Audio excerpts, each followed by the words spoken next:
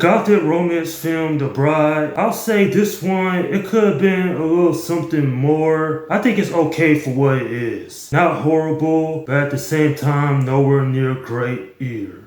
Well, I have to say, a modern retelling of The Bride of Frankenstein, this seems to be a little disappointing because I really felt like it should have been something really special in order for it to really stand out, especially during this time of the year. Granted, while I don't hate this film, I don't think it's anything I want to go back and rewatch because it's such a letdown. Sure, it's exciting in some parts, but for the majority of the story, it's just not memorable whatsoever. So, taking place in 1930 Chicago, Frankenstein seeks out a woman named Dr. Cornelius, who is a mad scientist, and he tells her he is seeking out a companion because he is lonely. When the bride is resurrected, both of them become a inseparable couple, and from there is a film I really didn't have that much interest in the beginning. Sure, the trailers made it seem like it was going to be a fun adventure, but when it was all said and done, I just couldn't believe how much a waste of time because a lot of the plot lines that are placed within the narrative, some of them don't go anywhere. And what I mean by that, without giving out any spoilers, there are several moments within the runtime that generally don't make any sense. And what I mean by that, halfway through the movie, a detective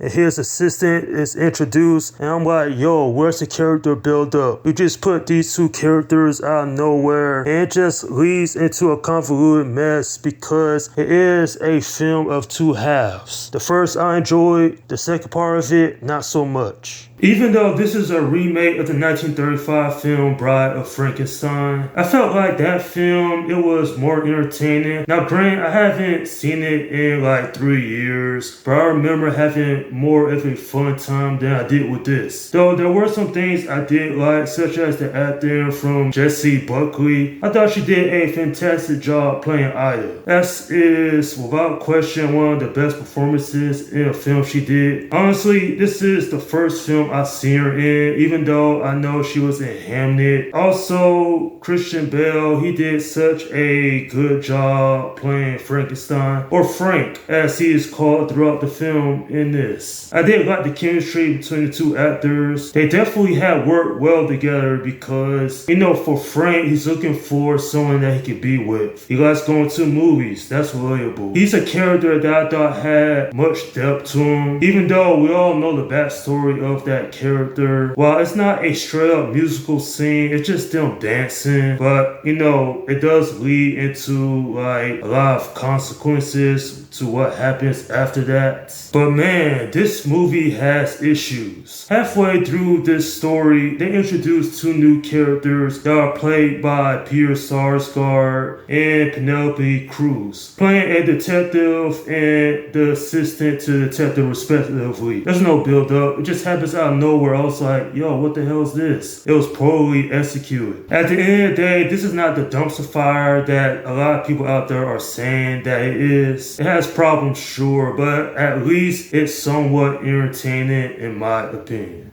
I'm giving this film a 6 out of 10. Now, this is what Joker Folie à Deux should be. At least the mannerisms between Frankenstein and Ida felt more realistic. It felt grounded. It didn't feel over the top. Do I recommend this? Absolutely not. I'll say wait for this to come out on streaming because the price of admission really isn't worth it. Nonetheless, while this isn't that memorable in my opinion, at least it provides some enjoyment despite the flaws that this one does have. And that's my review of The Bride. Okay, leave your comments down below in the section and let me know what you think about this movie. Alright, this is Slim Guy 172 saying peace out.